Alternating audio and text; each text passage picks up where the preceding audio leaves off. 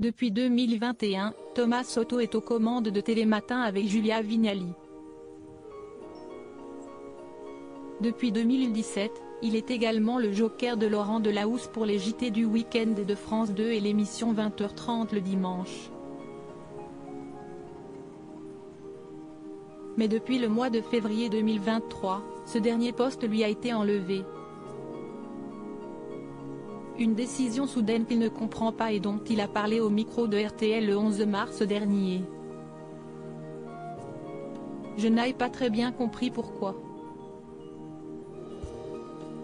Si est-ce une décision de Laurent?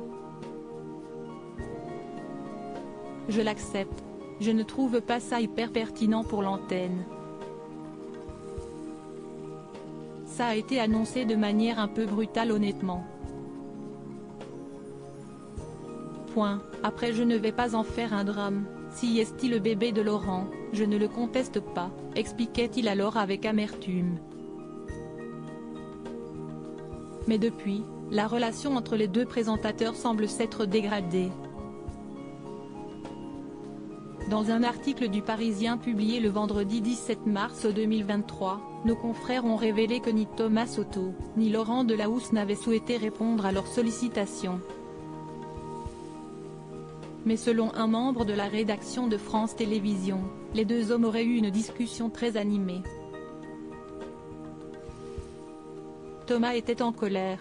Il a eu avec Laurent des échanges tendus par texto. Le dialogue est rompu entre eux. Explique cet anonyme.